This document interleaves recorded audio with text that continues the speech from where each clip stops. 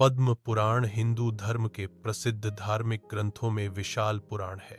केवल स्कंद पुराण ही इससे बड़ा है।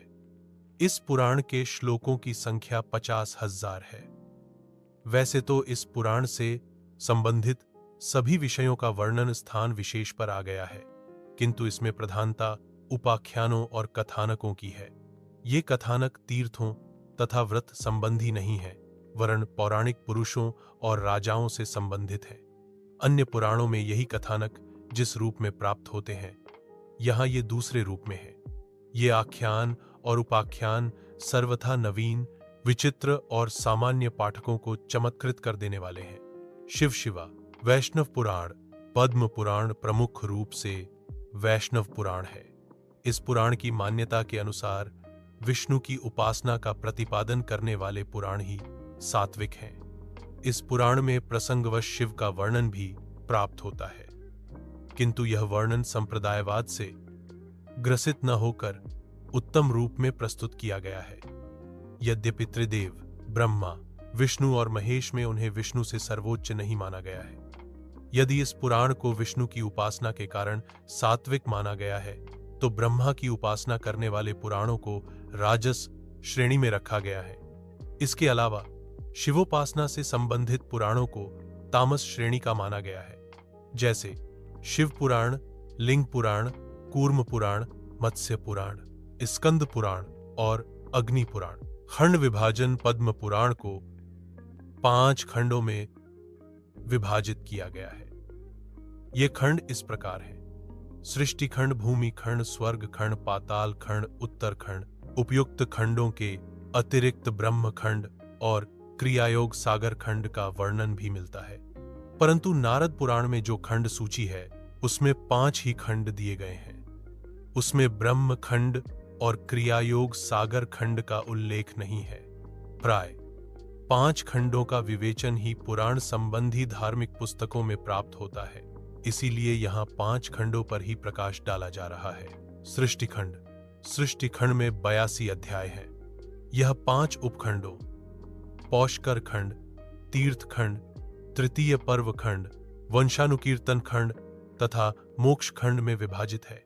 इसमें मनुष्यों की 7 प्रकार की सृष्टि रचना का विवरण है।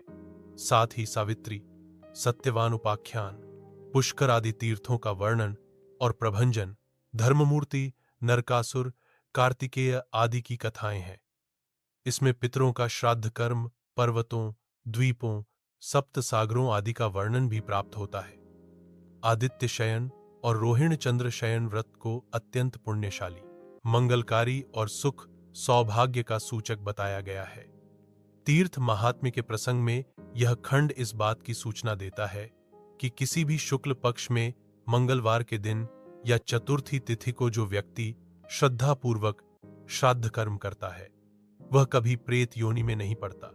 श्री रामचंद्र जी ने अपने पिता का श्राद्ध पुष्कर तीर्थ में जाकर किया था, इसका वर्णन भी प्राप्त होता है। रामेश्वरम में ज्योतिर्लिंग की पूजा का उल्लेख भी इसमें मिलता है। कार्तिकेय द्वारा तारकासुर के वध की कथा भी इसमें प्राप्त होती है। इस खंड में बताया गया है कि एकादशी के प्रतिदिन आंवले के जल से स्नान करने पर ऐश्वर्य और लक्ष्मी की प्राप्ति होती है। आंवले की महिमा का बखान करने के उपरांत तुलसी की महिमा का भी वर्णन है। तुलसी का पौधा घर में रहने से भूत, प्रेत, रोग आदि कभी प्रवेश नहीं करते। इसमें व्यास जी गंगाजल के एक मूल मंत्र का भी वर्णन करते हैं। उनके मतानुसार जो व्यक्ति निम्रवत मंत्र का एक बार जप करके गंगाजल से स्नान करता है, वह भगवान विष्णु के चरणों का संयोग प्राप्त कर लेता है। मंत्र इस प्रकार है, जो सृष्टि खंड के गंगा महात्म्य 45 में वर्णित है। नमो गंगाय विश्वरूपिण्य नारायण्य नमो नम, अर्थात विश्व रूप वाली साक्षात नारायण स्वरूप भगवती गंगा के लिए मेरा बारंबार प्रणाम है। गणेशा गंगा की स्तुति के बाद श्री गणेश और सूर्य की स्तुति की गई है तथा संक्रांति काल के पुण्य फल का उल्लेख किया गया है। भूमिखंड में अनेक आख्यान हैं। ब्रह्मचर्य, दान, मानव धर्म आदि का वर्णन इस खंड में है। जैन धर्म का विवेचन भी इसमें है। भूमिखंड के प्रारंभ में शिव शर्मा ब्राह्मण द्वारा पितृभक्ति और वैष्णव भक्ति की सुंदर गाथा प्रस्तुत की गई है। इसके उपरांत सोम शर्मा द्वारा भगवान विष्णु की भावना युक्त स्तुति है। इसके उपरांत सोम शर्मा भगवान विष्णु की भावना युक्त स्तुति है। इसके बाद वैन पुत्र राजा पृथु के जन्म एवं चरित्र, गंधर्व कुमार सुशंख द्वारा मृत्यु अथवा यम कन्या सुनिया को शाप, अंग की तपस्या, वैन द्वारा विष्णु की उपासना और पृथु के आविर्भाव की कथा का पुनः आवर्तन, विष्णु द्वारा दान काल के भेदों का वेन को उपदेश, सुकाला की कथा, शूकर शूकरी की उपाख्यान, पिप्पल की पितृ तीर्थ प्रसंग में तपस्या, सुकर्मा की पितृभक्ति, भगवान शिव की महिमा और भगवान विष्णु को प्रसन्न करने वाला स्तोत्र आदि का उल्लेख प्राप्त होता है। ययाति की जरावस्था, कामकन्या से भेंट तथा पुत्र पुरु द्वारा यौवन दान की प्रसिद्ध कथा भी इस खंड में दी गई है। अंत में गुरु तीर्थ के प्रसंग में महर्षि च्यवन की कथा, कुंजल पक्षी द्वारा अपने पुत्र उज्ज्वल को ज्ञानव्रत और स्तोत्र का उपदेश आदि का वर्णन भी इस खंड में मिलता है। साथ ही शरीरोत्पत्ति का भी सुंदर विवेचन इस खंड में किया गया है। स्वर्ग खंड में 62 अध्याय हैं। इसमें पुष्कर तीर्थ एवं नर्मदा के तट तीर्थों का बड़ा ही मनोहारी और पुण्य देने वाला वर्णन है। साथ ही शकुंतला, दुष्यंत उपाख्यान, ग्रह, नक्षत्र, नारायण, दिवोदास, हरिश्चंद्र, मांधाता आदि के चरित्रों का अत्यंत सुंदर वर्णन यहाँ प्राप्त होता है। खंड के प्रारंभ में भारतवर्ष के वर्णन में कुल 7 पर्वतों, 122 नदियों, उत्तर भारत के 135 तथा दक्षिण भारत के 51 जनपदों और मलेच्छ राजाओं का भी इसमें वर्णन है। इसी संदर्भ में 20 बलिष्ठ राजाओं की सूची भी दी गई है। साथ ही ब्रह्मांड की उत्पत्ति का भी सुंदर विवेचन है।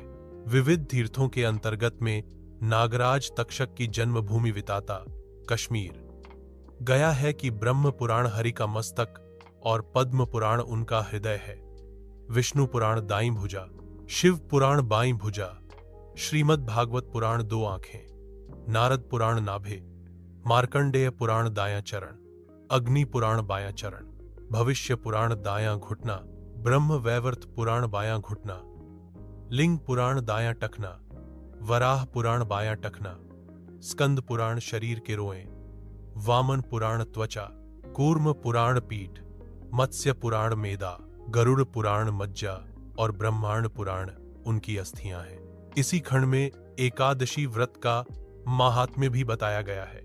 कहा गया है कि जितने भी अन्य व्रतोपवास हैं उन सब में एकादशी व्रत सबसे उत्तम है। इस उपवास से भगवान विष्णु अत्यंत प्रसन्न होकर वरदान देते हैं। रावण के वेश में रामलीला कलाकार, मथुरा पाताल खंड में रावण विजय के उपरांत राम कथा का वर्णन है।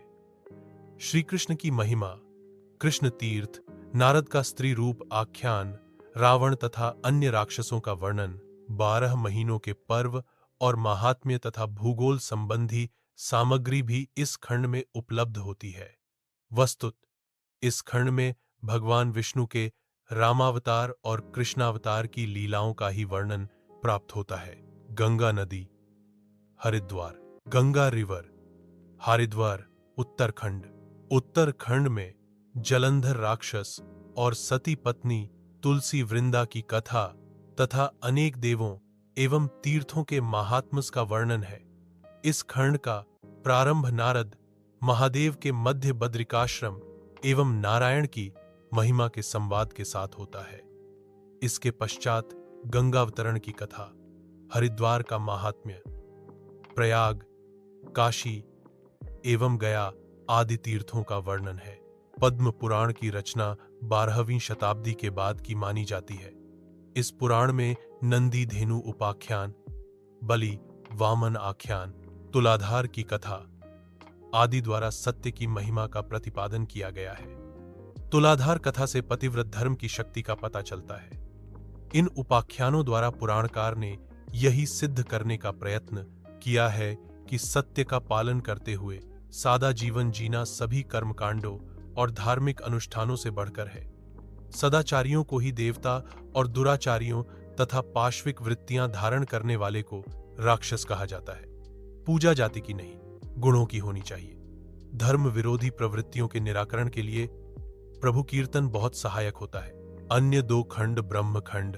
इस खंड में पुरुषों के कल्याण का सुलभ उपाय, धर्म आदि की विवेचन तथा निषिद्ध तत्वों का उल्लेख किया गया है। पाताल खंड में राम के प्रसंग का कथानक आया है। इससे यह पता चलता है कि भक्ति के प्रवाह में विष्णु और राम में कोई भेद नहीं है।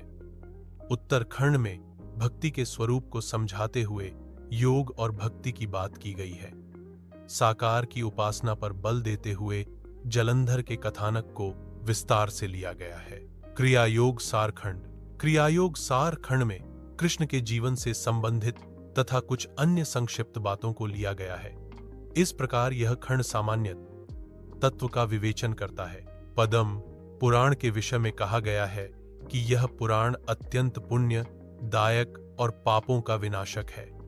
सबसे पहले इस पुराण को ब्रह्मा ने पुलस्त्य को सुनाया और उन्होंने फिर भीष्म को, और भीष्म ने अत्यंत मनोयोग से इस पुराण को सुना, क्योंकि वे समझते थे कि वेदों का मर्म इस रूप में ही समझा जा सकता है।